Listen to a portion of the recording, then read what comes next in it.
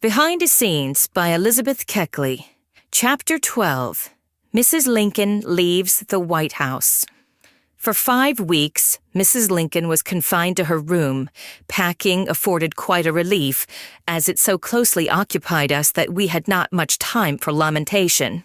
Letters of condolence were received from all parts of the country, and even from foreign potentates, but Mr. Andrew Johnson, the successor of Mr. Lincoln, never called on the widow, or even so much as wrote a line expressing sympathy for her grief and the loss of her husband. Robert called on him one day to tell him that his mother would turn the White House over to him in a few days, and he never even so much as inquired after their welfare. Mrs. Lincoln firmly believes that Mr. Johnson was concerned in the assassination plot. In packing, Mrs. Lincoln gave away everything intimately connected with the president, as she said that she could not bear to be reminded of the past. The articles were given to those who were regarded as the warmest of Mr. Lincoln's admirers. All of the presents passed through my hands. The dress that Mrs. Lincoln wore on the night of the assassination was given to Mrs. Slade, the wife of an old and faithful messenger. The cloak, stained with the president's blood, was given to me, as also was the bonnet worn on the same memorable night. Afterwards, I received the comb and brush that Mr. Lincoln used during his residence at the White House.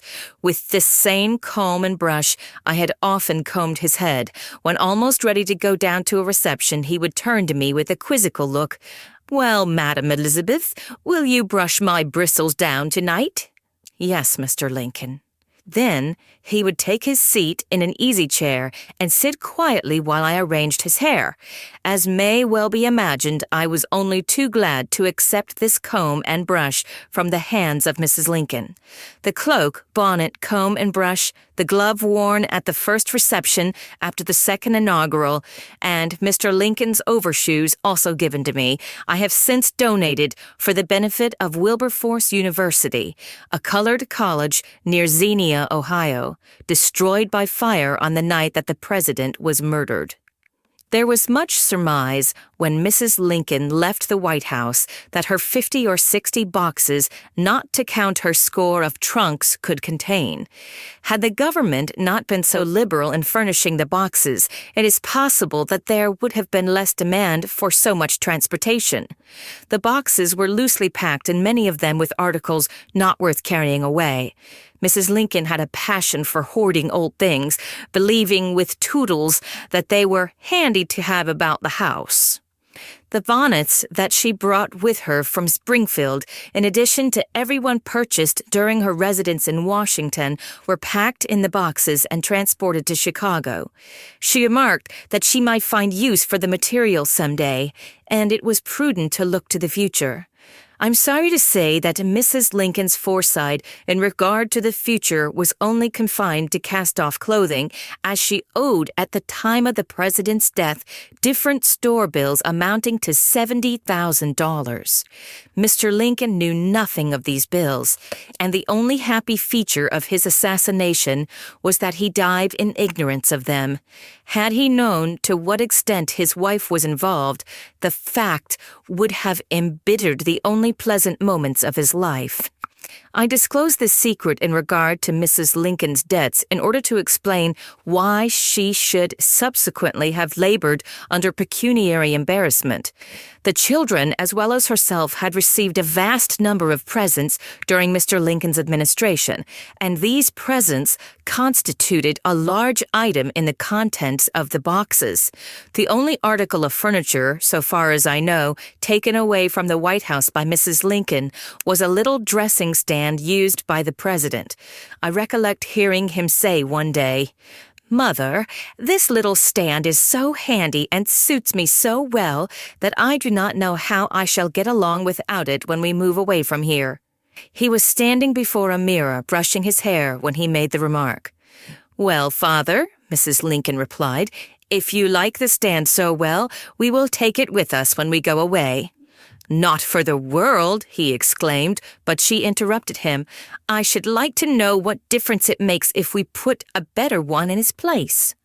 That alters the question. If you will put a stand in its place worth twice as much as this one, and the commissioner consents, then I have no objection."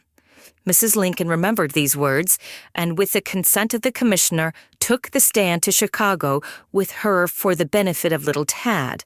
Another stand, I must not forget to add, was put in its place. It is charged that a great deal of furniture was lost from the White House during Mr. Lincoln's occupation of it. Very true, and it can be accounted for in this way. In some respects, to put the case very plainly, Mrs. Lincoln was penny-wise and pound-foolish. When she moved into the White House, she discharged the steward, whose business it was to look after the affairs of the household. When the steward was dismissed, there was no one to superintend affairs, and the servants carried away many pieces of furniture. In this manner, the furniture rapidly disappeared. Robert was frequently in the room where the boxes were being packed, and he tried without avail to influence his mother to set fire to her vast stores of old goods. "What are you going to do with that old dress, Mother?" he would ask. "Never mind, Robert, I will find use for it. You do not understand this business. And what is more, I hope I never may understand it. I wish to heaven the car would take fire in which you place these boxes for transportation to Chicago and burn all of your old plunder up." And then, with an impatient gesture, he would turn on his heel and leave the room. "Robert is so impetuous," his mother would say to me after the closing of the door. "He never thinks about the future. Well, I hope that he will get over his boyish notions in time." Many of the articles that Mrs. Lincoln took away from the White House were given, after her arrival in Chicago, for the benefit of charity fairs. At last, everything was packed, and the day for departure for the West came. I can never forget that day. It was so unlike the day when the body of the president was borne from the hall in grand and solemn state. Then thousands gathered to bow the head, in reverence as the plumed hearse drove down the line. There was all the pomp of military display, drooping flags, battalions with reversed arms, and bands playing dirge-like airs. Now the wife of the president was leaving the White House, and there was scarcely a friend to tell her goodbye. She passed down the public stairway, entered her carriage, and quietly drove to the depot where we took the cars. The silence was almost painful. It had been arranged that I should go to Chicago. When Mrs. Lincoln first suggested her plan, I strongly objected, but I had been with her so long that she had acquired great power over me. "I cannot go west with you, Mrs. Lincoln," I said, when the idea was first advanced. "But you must go to Chicago with me, Elizabeth. I cannot do without you." "You forget my business, Mrs. Lincoln. I cannot leave it. Just now I have the spring trousseau to make for Mrs. Douglas, and I have promised to have it done in less than a week." "Never mind, Mrs. Douglas can get someone else to make her trousseau. You may find it to your interest to go. I am very poor now, but if Congress makes an appropriation for my benefit, you shall be well rewarded." "It is not the reward, but—" I commenced by way of reply, but she stopped me. "Now, don't say another word about it, if you do not wish to distress me. I have determined that you shall go to Chicago with me, and you must go." When Mrs. Douglas learned that Mrs. Lincoln wished me to accompany her west, she sent me word, "Never mind me. Do all you can for Mrs. Lincoln. My heart's sympathy is with her." Finding that no excuse would be accepted, I made preparations to go to Chicago with Mrs. L. The green car had specially been chartered for us, and in this we were conveyed to the West. Dr. Henry accompanied us, and he was remarkably attentive and kind. The first night out, Mrs. Lincoln had a severe headache, and while I was bathing her temples, she said to me, "Elizabeth, you are my best and kindest friend, and I love you as my best friend. I wish it were in my power to make you comfortable for the balance of your days. If Congress provides for me, depend upon it, I will provide for you." The trip was devoid of interest. We arrived in Chicago without accident or delay, and apartments were secured for us at the Tremont House, where we remained 1 week. At the expiration of this time, Mrs. Lincoln decided that living at the hotel was attended with too much expense, so it was arranged that we should go to the country. Rooms were selected at Hyde Park, a summer resort. Robert and Tad accompanied their mother to Hyde Park. We arrived about 3 o'clock in the afternoon of Saturday. The place had just been opened the summer before, and there was a newness about everything. The accommodations were not first class, the rooms being small and plainly furnished. It was a lively day for us all. Robert occupied himself unpacking his books and arranging them on the shelves in the corner of his small but neat room. I assisted him, he talking pleasantly all the while.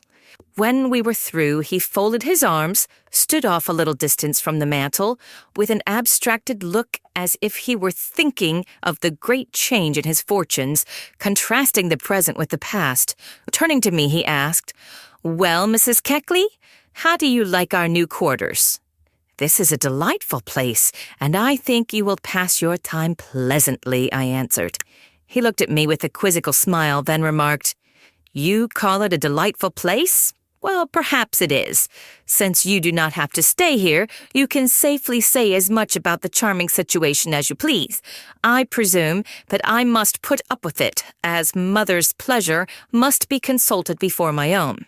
But candidly, I would almost as soon be dead as be compelled to remain 3 months in this dreary house." He seemed to feel what he said, and going to the window, he looked out upon the view with moody countenance. I passed into Mrs. Lincoln's room and found her lying upon the bed, sobbing as if her heart would break.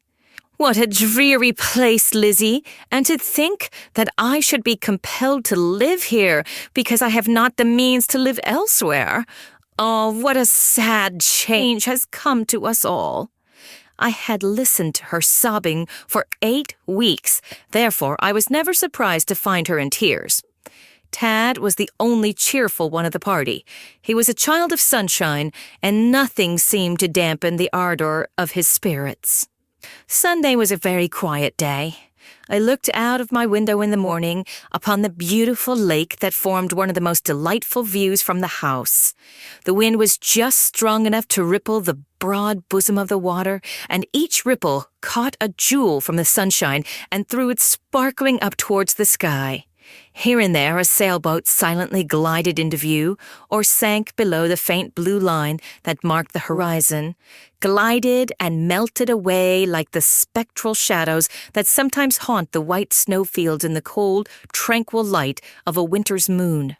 As I stood by my window that morning, looking out upon the lake, my thoughts were etherealized. The reflected sunbeams suggested visions of crowns studded with the jewels of eternal life, and I wondered how anyone could call Hyde Park a dreary place.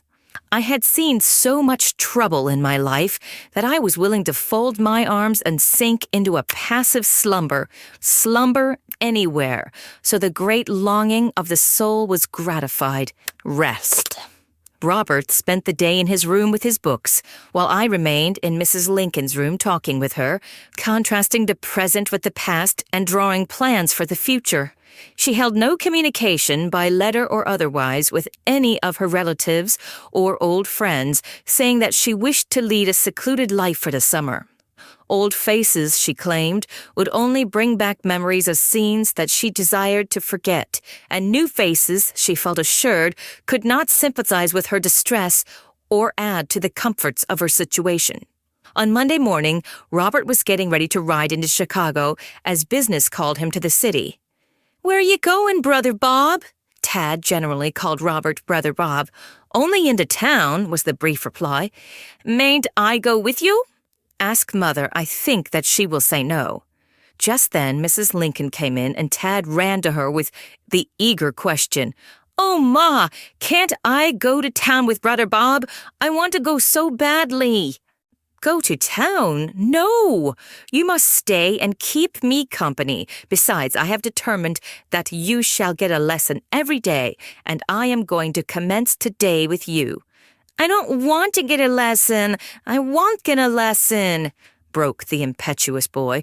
"I don't want to learn my book. I want to go to town." I suppose you want to grow up to be a great dunce. Hush, Tad, you shall not go to town until you have said a lesson. And the mother looked resolute. May I go after I learn my book? Was the next question. Yes, if Robert will wait for you. Oh, Bob will wait, won't you, Bob? No, I cannot wait, but the landlord is going in this afternoon, and you can go with him. You must do as Mother tells you, Tad. You are getting to be a big boy now, and must start to school next fall, and you would not like to go to school without knowing how to read. Where's my book, Ma? Get my book quick. I will say my lesson. And he jumped about the room boisterously, boylike. Be quiet, Tad. Here is your book, and we will now begin the first lesson, said his mother, as she seated herself in an easy chair. Tad had always been much humored by his parents, especially by his father. He suffered from a slight impediment in his speech and had never been made to go to school. Consequently, his book knowledge was very limited. I knew that his education had been neglected, but had no idea he was so deficient as the first lesson at Hyde Park proved him to be. Drawing a low chair to his mother's side, he opened his book and began to slowly spell the first word. A-P-E. Well, what does A-P-E spell? Monkey, was the instant rejoinder. The word was illustrated by a small wood cut of an ape, which looked to Tad's eyes very much like a monkey, and his pronunciation was guided by the picture and not by the sounds of the different letters. Nonsense, exclaimed his mother. A-P-E does not spell monkey. Does spell monkey. Isn't that a monkey? And Tad pointed triumphantly to the picture. No, it is not a monkey. Not a monkey? What is it then? An ape. An ape? 'Tain't an ape. Don't I know a monkey when I see it? No, if you say that is a monkey. I do know a monkey. I've seen lots of them in the street with the organs. I know a monkey better than you do, 'cause I always go out into the street to see them when they come by, and you don't. But Tad, listen to me. An ape is a species of the monkey. It looks like a monkey, but it is not a monkey. It shouldn't look like a monkey then. Here, Yib. He always called me Yib. Isn't this a monkey? And don't A-P-E spell monkey? Ma don't know anything about it. And he thrust his book into my face in an earnest, excited manner. I could not longer restrain myself and burst out laughing. Tad looked very much offended, and I hastened to say, I beg your pardon, Master Tad. I hope that you will excuse my want of politeness. He bowed his head in a patronizing way and returned to the original question. Isn't this a monkey? Don't A-P-E spell monkey? No, Tad, your mother is right. A-P-E spells ape. You don't know as much as Ma. Both of you don't know anything. And Master Tad's eyes flashed with indignation. Robert entered the room, and the question was referred to him. After many explanations, he succeeded in convincing Tad that A-P-E does not spell monkey, and the balance of the lesson was got over with less difficulty. Whenever I think of this incident, I am tempted to laugh, and then it occurs to me that had Tad been a Negro boy, not the son of a president, and so difficult to instruct, he would have been called thick-skulled, and would have been held up as an example of the inferiority of race. I know many full Negro boys able to read and write who were not older than Tad Lincoln was when he persisted that A-P-E spelt monkey. Do not imagine that I desired to reflect upon the intellect of little Tad. Not at all. He is a bright boy, a son that will do honor to the genius and greatness of his father. I only mean to say that some incidents are about as damaging to one side of the question as to the other. If a colored boy appears dull, so does a white boy sometimes. And if a whole race is judged by a single example of apparent dullness, another race should be judged by a similar example. I returned to Washington with Mrs. Lincoln's best wishes for my success in business. The journey was devoid of incident. After resting a few days, I called at the White House and transacted some business for Mrs. Lincoln. I had no desire to enter the house, for everything about it bitterly reminded me of the past. And when I came out of the door, I hoped that I had crossed the threshold for the last time. I was asked by some of my friends if I had sent my business cards to Mr. Johnson's family, and my answer was that I had not, as I had no desire to work for the President's family. Mr. Johnson was no friend to Mr. Lincoln, and he had failed to treat Mrs. Lincoln in the hour of her greatest sorrow with even common courtesy. Having promised to make a spring trousseau for Mrs. Senator Douglas as soon as I should return from Chicago, I called on her to meet the engagement. She appeared pleased to see me, and in greeting me asked with evident surprise, "Why, Keckley," she always called me Keckley, "is this you? I did not know you were coming back. It was reported that you designed remaining with Mrs. Lincoln all summer." Mrs. Lincoln would have been glad to have kept me with her had she been able. Able? What do you mean by that? Simply this: already she is laboring under pecuniary embarrassment, and was only able to pay my expenses and allow me nothing from my time. You surprise me. I thought she was left in good circumstances. So many think. It appears Mrs. Lincoln, I assure you, is now practicing the closest economy. I must do something for myself, Mrs. Douglas, so I have come back to Washington to open my shop. The next day I collected my assistants, and my business went on as usual. Orders came in more rapidly than I could fill them. One day, in the middle of the month of June, the girl who was attending the door came into the cutting room where I was hard at work. "Mrs. Keckley, there is a lady below who wants to see you." "Who is she?" "I don't know. I did not learn her name." "Is her face familiar? Does she look like a regular customer?" "No, she is a stranger. I don't think she was ever here before. She came in an open carriage with a black woman for an attendant." "It may be the wife of one of Johnson's new secretaries. Do go down, Mrs. Keckley," exclaimed my work girls in a chorus. I went below, and on entering the parlor, a plainly dressed lady rose to her feet and asked, "Is this the dressmaker?" "Yes, I am a dressmaker." "Mrs. Keckley?" "Yes." "Mrs. Lincoln's former dressmaker, were you not?" "Yes, I worked for Mrs. Lincoln." "Are you very busy now?" "Very indeed." "Can you do anything for me?" "It depends upon what is to be done, and when it is to be done." "Well, say one dress now and several others a few weeks later." "I can make one dress for you now, but no more. I cannot finish the one for you in less than 3 weeks." "That will answer. I am Mrs. Patterson, the daughter of President Johnson. I expect my sister, Mrs. Stover, here in 3 weeks, and the dress is for her.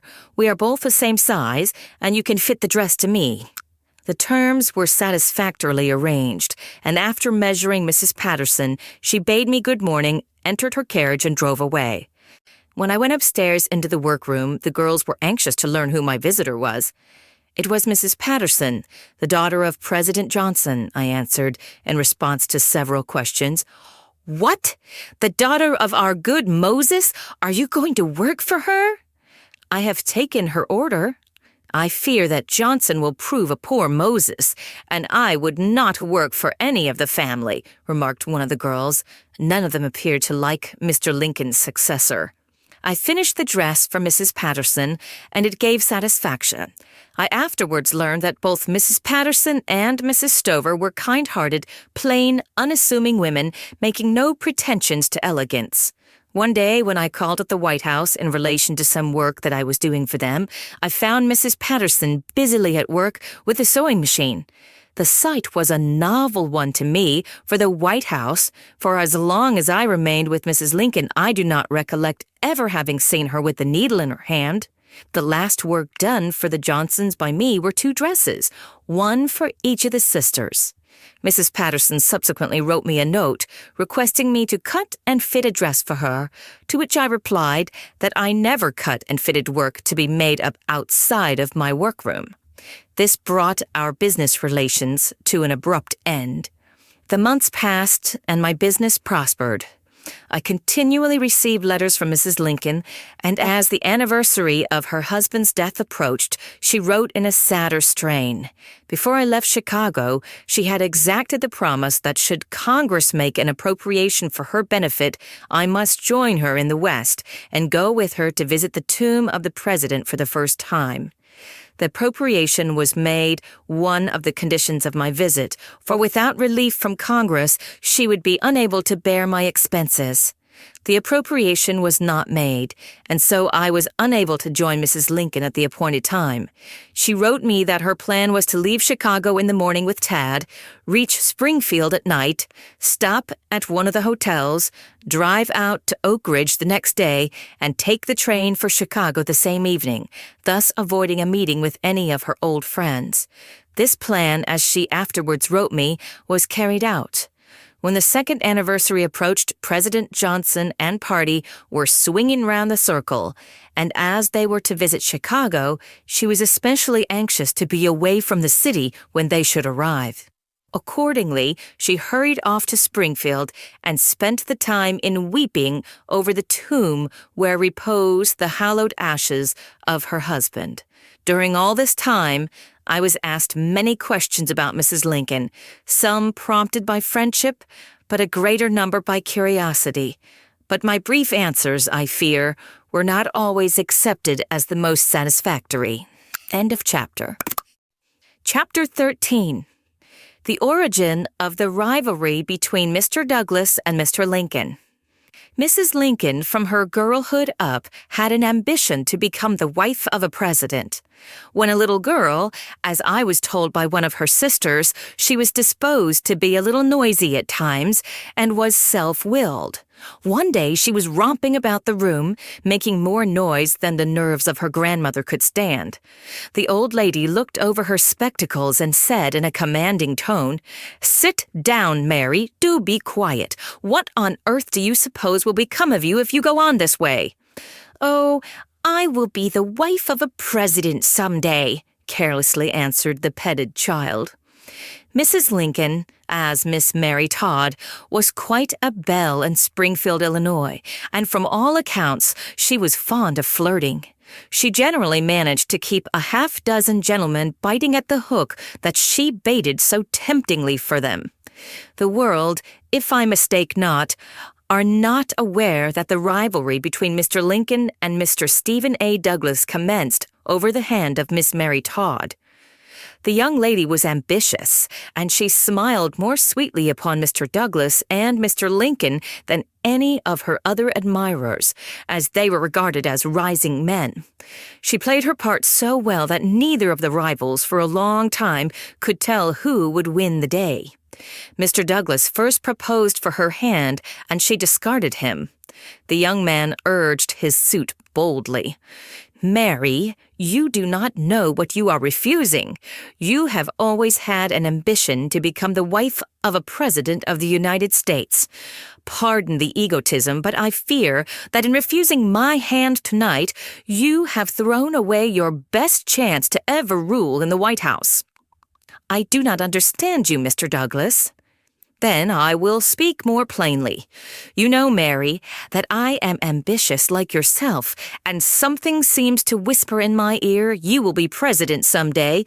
Depend upon it, I shall make a stubborn fight to win the proud position." "You have my best wishes, Mr. Douglas. Still, I cannot consent to be your wife. I shall become Mrs. President, or I am the victim of false prophets, but it will not be as Mrs. Douglas." I have this little chapter in a romantic history from the lips of Mrs. Lincoln herself. At one of the receptions at the White House, shortly after the first inauguration, Mrs. Lincoln joined in the promenade with Senator Douglas. He was holding a bouquet that had been presented to her, and as they moved along, he said, "Mary, it reminds me of old times to have you lean upon my arm." "You refer to the days of our youth. I must do you the credit, Mr. Douglas, to say that you were a gallant beau." "Not only a beau, but a lover. Do you remember the night our flirtation was brought to an end?" Distinctly. You now see that I was right. I am Mrs. President, but not Mrs. Douglas. True, you have reached the goal before me, but I do not despair. Mrs. Douglas, a nobler woman does not live. If I am spared, may possibly succeed you as Mrs. President. A few evenings after Mr. Douglas had been discarded, Mr. Lincoln made a formal proposal for the hand of Miss Todd, but it appears that the young lady was not willing to capitulate at once. She believed that she could send her lover adrift today and win him back tomorrow. You are bold, Mr. Lincoln. Love makes me bold. You honor me, pardon me, but I cannot consent to be your wife. Is this your final answer, Miss Todd? And the suitor rose nervously to his feet. I do not often jest, Mr. Lincoln. Why should I reconsider tomorrow my decision of today? Excuse me, your answer is sufficient. I was led to hope that I might become dearer to you than a friend, but the hope, it seems, has proved an idle one. I have the honor to say good night, Miss Todd. And pale yet calm Mr. Lincoln bowed himself out of the room. He rushed to his office in a frantic state of mind. Dr. Henry, his most intimate friend, happened to come in and was surprised to see the young lawyer walking the floor in an agitated manner. "What is the matter, Lincoln? You look desperate." "Matter? I am sick of the world. It is a heartless, deceitful world, and I care not how soon I am out of it." "You rave. What has happened? Have you been quarreling with your sweetheart?" "Quarrel? I wish to God it was a quarrel, for then I could look forward to reconciliation. The girl has refused to become my wife after leading me to believe that she loved me. She is a heartless coquette." "Don't give up the conquest so easily. Cheer up, man. You may succeed yet. Perhaps she is only testing your love." "No, I believe that she is going to marry Douglas. If she does, I will blow my brains out." "Nonsense! That would not mend matters. Your brains were given to you for different use. Come, we will go to your room now. Go to bed and sleep on the question, and you will get up feeling stronger tomorrow." And Dr. Henry took the arm of his friend Lincoln, led him home, and saw him safely in bed. The next morning the doctor called at Mr. Lincoln's room and found that his friend had passed a restless night. Excitement had brought on fever, which threatened to assume a violent form, as the cause of the excitement still remained. Several days passed, and Mr. Lincoln was confined to his bed. Dr. Henry at once determined to call on Miss Todd and find out how desperate the case was. Miss Todd was glad to see him, and she was deeply distressed to learn that Mr. Lincoln was ill. She wished to go to him at once, but the doctor reminded her that she was the cause of his illness. She frankly acknowledged her folly, saying that she only desired to test the sincerity of Mr. Lincoln's love, that he was the idol of her heart, and that she would become his wife. The doctor returned with joyful news to his patient. The intelligence proved the best remedy for the disease. Mutual explanations followed, and in a few months, Mr. Lincoln led Miss Todd to the altar in triumph. I learned these facts from Dr. Henry and Mrs. Lincoln. I believe them to be facts, and as such have recorded them. They do not agree with Mr. Herndon's story that Mr. Lincoln never loved but one woman, and that woman was Anne Rutledge. But then Mr. Herndon's story must be looked upon as a pleasant piece of fiction. When it appeared, Mrs. Lincoln felt shocked that one who pretended to be the friend of her dead husband should deliberately seek to blacken his memory. Mr. Lincoln was far too honest a man to marry a woman that he did not love. He was a kind and an indulgent husband, and when he saw faults in his wife, he excused them as he would excuse the impulsive acts of a child. In fact, Mrs. Lincoln was never more pleased than when the president called her his child wife. Before closing this rambling chapter, I desire to refer to another incident. After the death of my son, Miss Mary Welsh, a dear friend, one of my old St. Louis patrons, called to see me, and on broaching the cause of my grief, she condoled with me. She knew that I had looked forward to the day when my son would be a support to me, knew that he was to become the prop and mainstay of my old age, and knowing this, she advised me to apply for a pension. I disliked the idea very much and told her so, told her that I did not want to make money out of his death. She explained away all of my objections, argued that Congress had made an appropriation for the specific purpose of giving a pension to every widow who should lose an only son in the war, and insisted that I should have my rights. She was so enthusiastic in the matter that she went to see the Honorable Owen Lovejoy, then a member of the House from Illinois, and laid my case before him. Mr. Lovejoy was very kind and said as I was entitled to the pension I should have it, even if he had to bring the subject before Congress.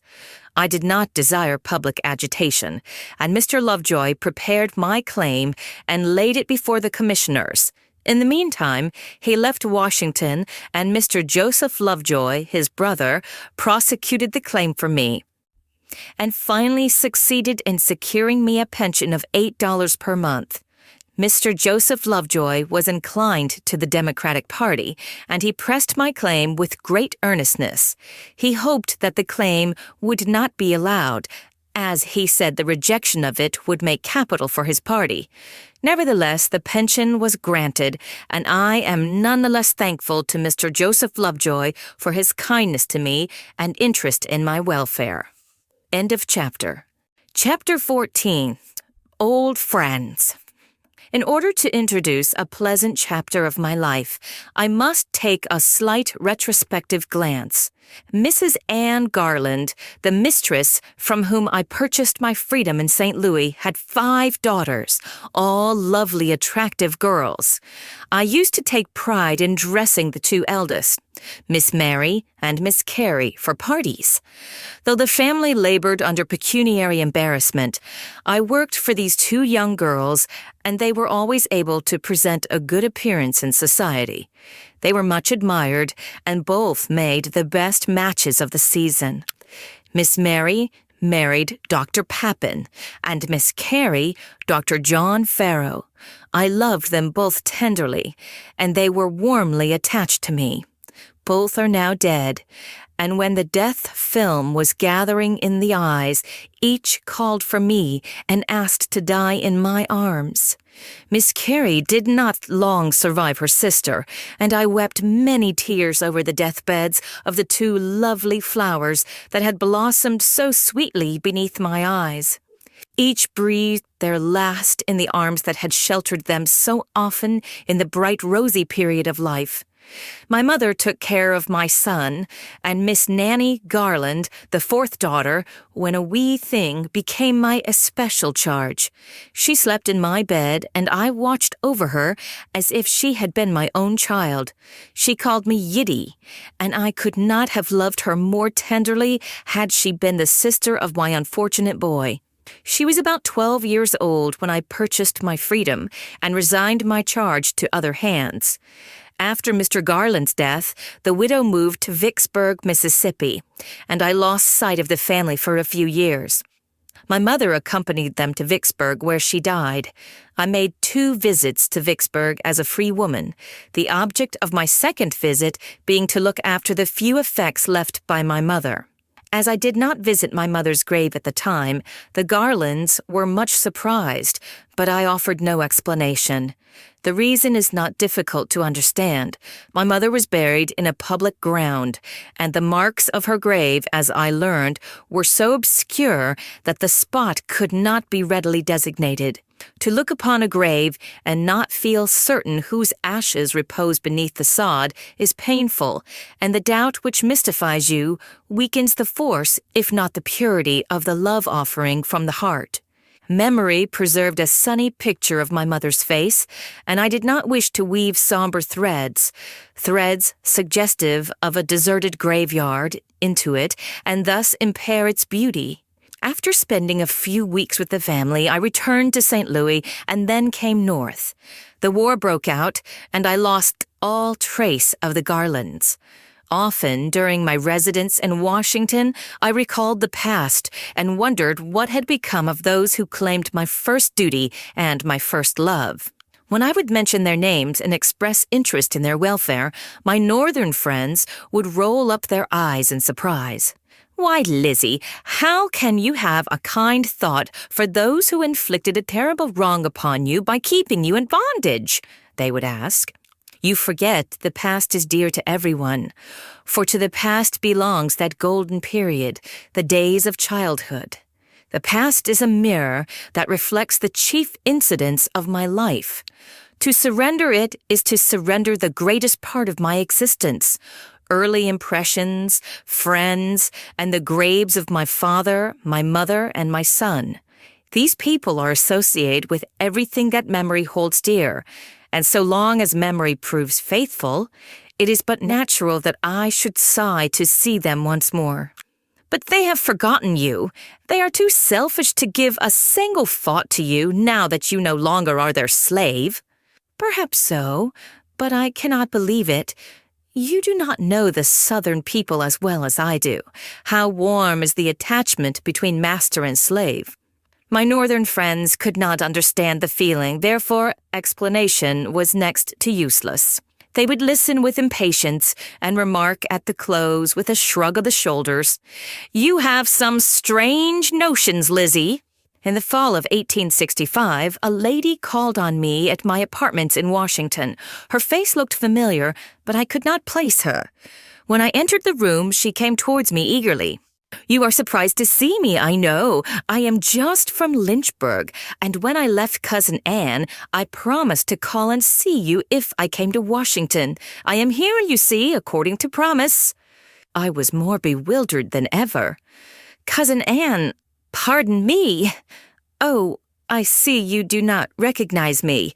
I am Mrs. General Longstreet, but you knew me when a girl as Betty Garland." "Betty Garland? And is this indeed you? I am so glad to see you. Where does Miss Anne live now?" I always called my last mistress Miss Anne. "Ah, I thought you could not forget old friends. Cousin Anne is living in Lynchburg. All the family are in Virginia. They moved to the old state during the war. Fanny is dead. Nanny has grown into a woman and is married to General Meem. Hugh was killed in the war, and now only Spot, Maggie, and Nanny are left." "Fanny dead? And poor Hugh! You bring sad news as well as pleasant. And so my little pet is married? I can hardly believe it. She was only a child when I saw her last." "Yes, Nanny is married to a noble man. General Meem belongs to one of the best families in Virginia. They are now living at Rude's Hill, up beyond Winchester, in the Shenandoah Valley. All of them want to see you very badly. I should be delighted to go to them. Miss Betty, I can hardly realize that you are the wife of General Longstreet, and just think, you are now sitting in the very chair and the very room where Mrs. Lincoln has often sat." She laughed. "The change is a great one, Lizzie. We little dream today what tomorrow will bring forth. Well, we must take a philosophical view of life. After fighting so long against the Yankees, General Longstreet is now in Washington suing for pardon, and we propose to live in peace with the United States again." I had many questions to ask her about old friends, and the time passed rapidly. She greeted me with the frankness that she had always extended to me, and I was transported to days of the long ago. Her stay in Washington was brief, as the general arranged his business, and they left the capital the next day. Mrs. Longstreet gave me the Garlands' address, and I wrote to them expressing the hope that I would be able to see them before long. In reply came letters full of tender sympathy and affection. In the winter of 1865, Miss Nanny wrote to me that she had the best husband in the world, that they designed going to housekeeping in the spring, and that they would be glad to have me make them a visit in July. 1886, she sent me a pressing invitation. "You must come to me, dear Lizzie," she wrote. "We are now living at Rude's Hill. I am dying to see you. Ma, Maggie, Spot, and Minnie, Sister Mary's child, are with me, and you only are needed to make the circle complete. Come, I will not take no for an answer." I was anxious to go myself, and when I received the urgent invitation, I concluded to go at once, and I wrote them to expect me in August. On the 10th of August, I left Washington for Virginia, taking the train for Harper's Ferry. The journey was attended with several disappointments. We arrived at Harper's Ferry in the night, and being asleep at the time, I was carried to the station beyond, where I had to wait and take the return train. After returning to Harper's Ferry, where I changed cars for Winchester, I missed the train and was detained another day. From Winchester, the only way to reach Rude's Hill was by a line of stages. We commenced the weary drive in the evening and rode all night. A young gentleman in the stage said that he knew General Meem well, and that he would tell me when we reached the place. Relying upon him, I went to sleep, and it appears that the polite young gentleman followed my example. About 4 o'clock in the morning, one of the passengers shook me and asked, "Auntie, don't you want to get out at Rude's Hill?" I started up, rubbing my eyes. "Yes, are we there?" "More than there. We have passed it." "Passed it?" "Yes, it is 6 miles back. You should not sleep so soundly, Auntie." "Why did you not tell me sooner? I am so anxious to be there." "Fact is, I forgot it. Never mind. Get out of this village, and you can find conveyance back." The village, Newmarket, was in a dilapidated condition. Everything about it spoke plainly of the sad destruction of war. Getting out of the stage, I went into a house, by courtesy named a hotel, where I obtained a cup of coffee. "Is there no conveyance from here to Rude's Hill?" I asked. "Yes, the stage returns this evening," answered the landlord. "This evening? I want to go as soon as possible. I should die if I had to stay all day in this lonely place." A colored man behind the bar, seeing how earnest I was, came forward and informed me that he would drive me over to General Meem's place in an hour. This was joyful news, and I urged him to get ready to start as soon as possible. While standing in the door of the hotel, impatiently waiting for my colored friend to drive round with his little wagon, a fat old lady waddled across the street and greeted me. "Ain't you Lizzie?"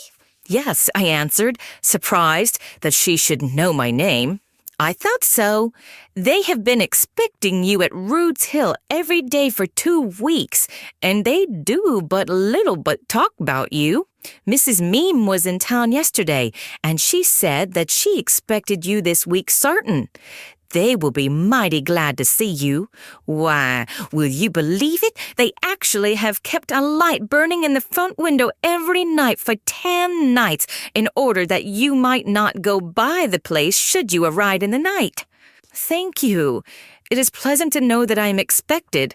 I fell asleep in the stage and failed to see the light, so am here instead of at Rude's Hill."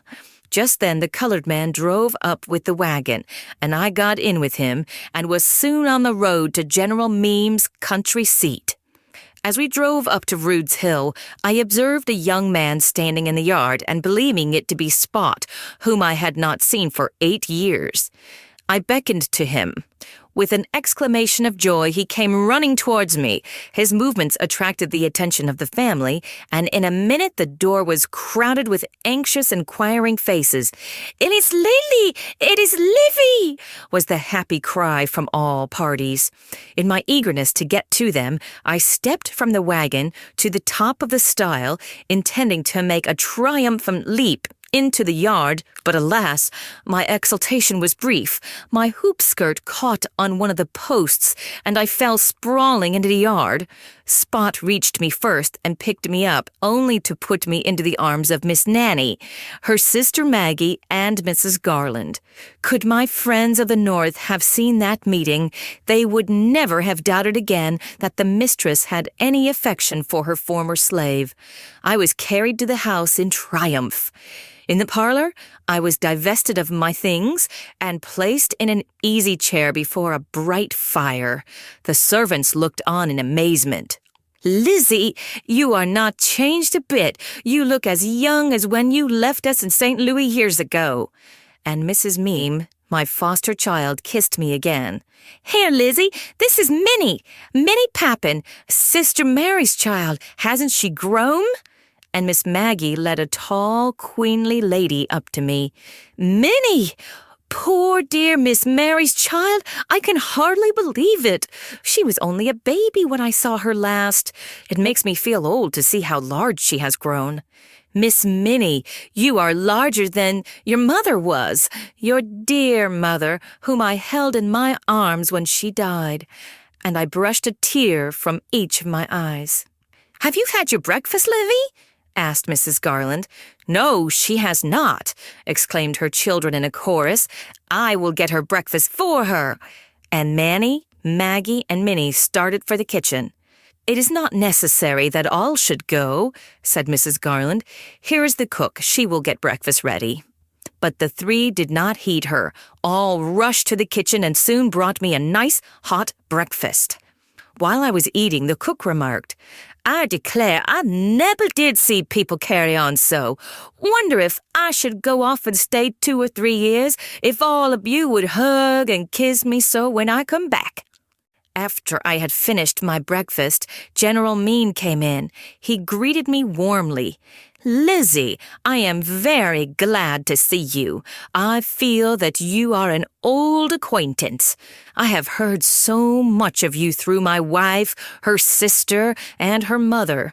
Welcome to Rude's Hill." I was much pleased with his appearance, and closer acquaintance proved him to be a model gentleman. Rude's Hill, during the war, was once occupied by General Stonewall Jackson for his headquarters, which gave more than ordinary interest to the place. The location was delightful, but the marks of war could be seen everywhere on the plantation. General Meme was engaged in planting, and he employed a large number of servants to assist him in his work. About a mile from Rude's Hill was Mount Airy, the elegant country seat of the general's brother. The two families visited each other a great deal, and as both entertained plenty of company, the autumn months passed pleasantly. I was comfortably quartered at Rude's Hill and was shown every attention. We sewed together, talking of old times, and every day either drove out or rode on horseback. The room in which I sat in the daytime was the room that General Jackson always slept in, and people came from far and near to look at it. General Jackson was the ideal soldier of the Southern people, and they worshipped him as an idol. Every visitor would tear a splinter from the walls or windows of the room to take away and treasure as a priceless relic. It did not take me long to discover that I was an object of great curiosity in the neighborhood. My association with Mrs. Lincoln and my attachment for the Garlands, whose slave I had once been, clothed me with romantic interest. Colonel Harry Gilmore, well known as a partisan leader in Maryland and Virginia during the war, was a frequent visitor at Mount Airy and Rude's Hill. One day, I accompanied a party to a tournament, and General Meme laughed pleasantly over the change that had come to me in so short a time. "Why, Lizzie, you are riding with Colonel Gilmore. Just think of the change from Lincoln to Gilmore. It sounds like a dream, but then the change is an evidence of the peaceful feeling of this country. A change, I trust, that augurs brighter days for us all." I had many long talks with Mrs. Garland, in one of which I asked what had become of the only sister of my mother, formerly maid to Mrs. G's mother. "She is dead, Lizzie." has been dead for some years. A maid in the old time meant something different from what we understand by a maid at the present time. Your aunt used to scrub the floor and milk a cow now and then, as well as attend to the orders of my mother. My mother was severe with her slaves in some respects, but then her heart was full of kindness. She had your aunt punished one day, and not liking her sorrowful look, she made 2 extravagant promises in order to effect a reconciliation, both of which were accepted. On condition that her maid would look cheerful and be good and friendly with her, the mistress told her she might go to church the following Sunday, and that she would give her a silk dress to wear on the occasion.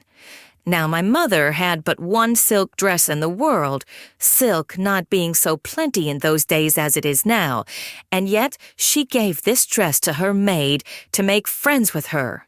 2 weeks afterward, Mother was sent for to spend the day at a neighbor's house, and on inspecting her wardrobe, discovered that she had no dress fit to wear in company. She had but one alternative, and that was to appeal to the generosity of your Aunt Charlotte. Charlotte was summoned, and enlightened in regard to the situation. The maid proffered to loan the silk dress to her mistress for the occasion, and the mistress was only too glad to accept. She made her appearance at the social gathering, duly arrayed in the silk that her maid had worn to church on the preceding Sunday. We laughed over the incident when Mrs. Garland said, "Lizzie, during the entire war, I used to think of you every day and have longed to see you so much.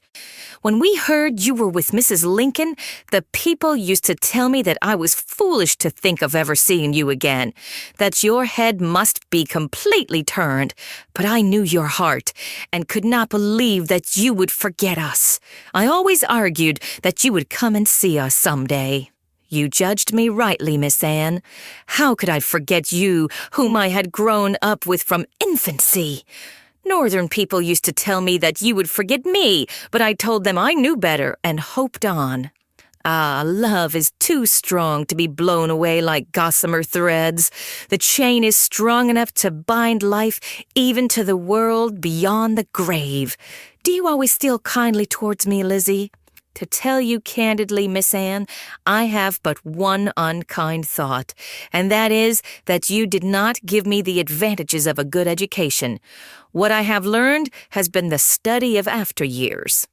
You are right. I did not look at things then as I do now. I have always regretted that you were not educated when a girl.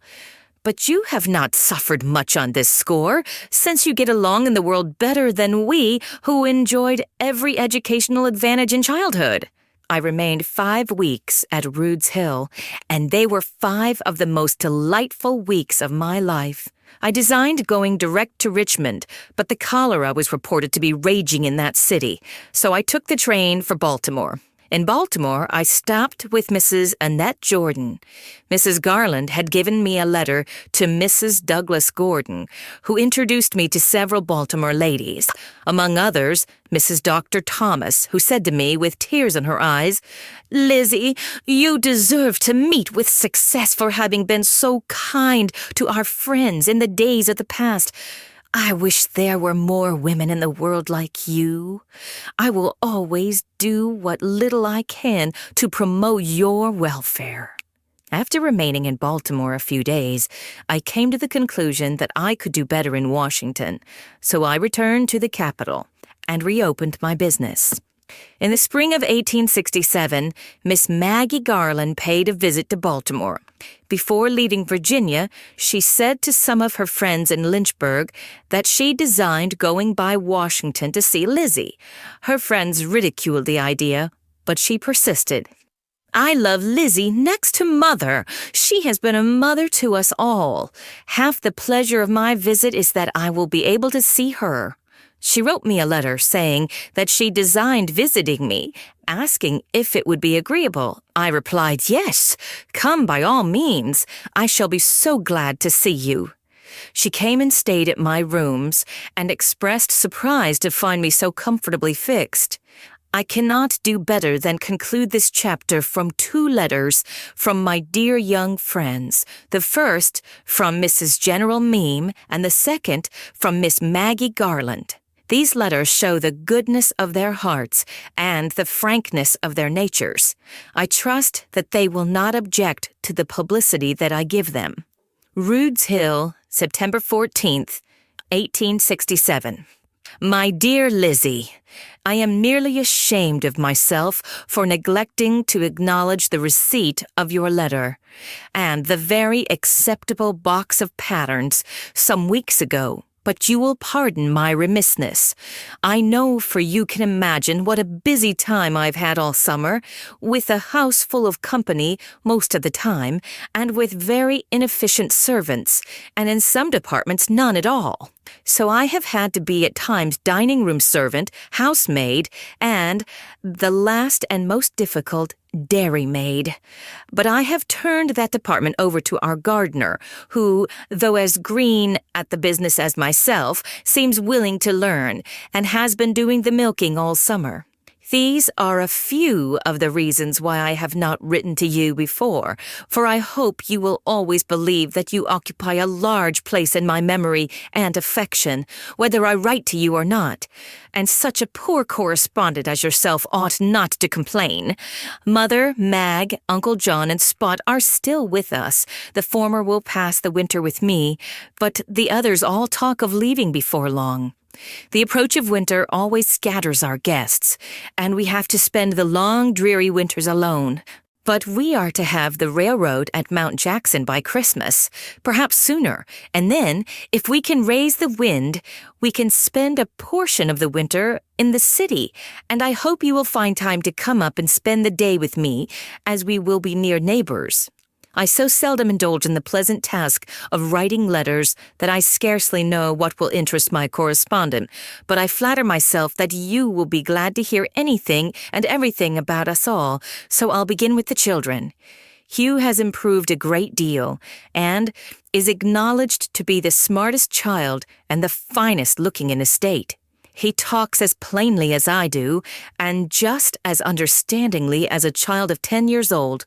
His nurse often says we need not set our hearts on that child. He is too smart ever to be raised, but I trust his badness will save him, for he is terribly spoilt, as such interesting children are bound to be.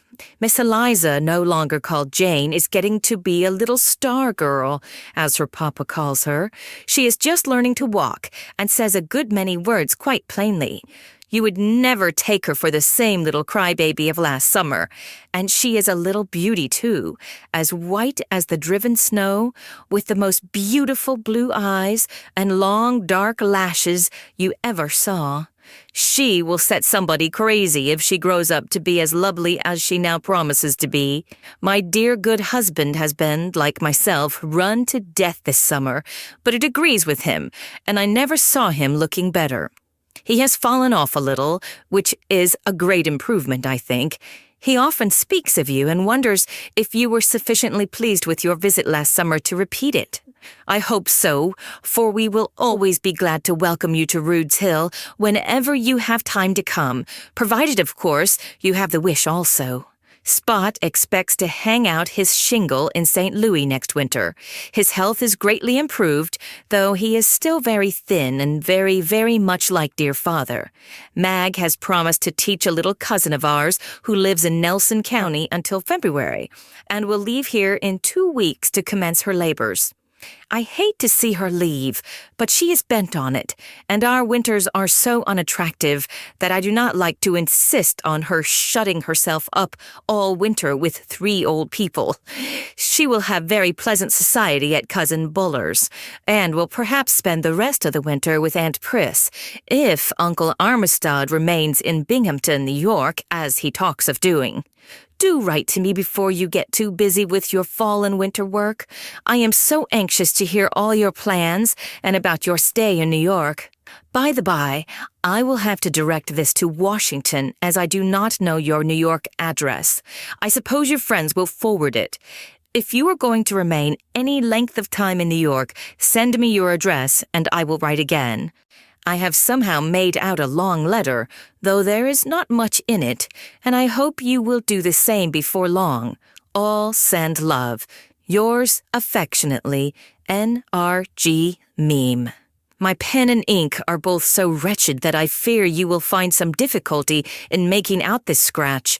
But put on your specs, and what you can't read, just guess at. I enclose a very poor likeness of Hugh taken last spring. Don't show it to anybody, for I assure you there is scarcely the faintest resemblance to him now in it. N.R.G.M. I give only a few extracts from the pleasant letter from Miss Maggie Garland. The reader will observe that she signs herself your child Mag, an expression of love warmly appreciated by me. Seddies, December 17th, 1867. So many months have passed, my dear Lizzie, since I was cheered by a sight of your welcome handwriting, that I must find out what is the matter and see if I can't persuade you to write me a few lines. Whatever comes, weal or woe, you know I shall always love you, and I have no idea of letting you forget me, so just make up your mind to write me a nice long letter and tell me what you are doing with yourself this cold weather. I am buried in the wilds of Amherst, and the cold, chilling blasts of December come whistling around and tell us plainly that the reign of the Snow King has begun in good earnest. Since October, I have been teaching for my cousin, Mr. Claiborne, and although I am very happy, and everyone is so kind to me, I shall not be sorry when the day comes when I shall shut up schoolbooks forever. None of Miss Ann's children were cut out for schoolmarms, were they, Yiddy? I am sure I was only made to ride in my carriage and play on the piano. Don't you think so? You must write me where you are, so I can stop and see you on my way north, for you know, dear Lizzie, no one can take your place in my heart. I expect to spend the Christmas holidays in Lynchburg. It will be very gay there, and I will be glad enough to take a good dance. This is a short letter to send you after such a long silence, but 'tis too cold to write. Let me hear from you very soon. Your child Mag. Please write, for I long to hear from you. End of chapter.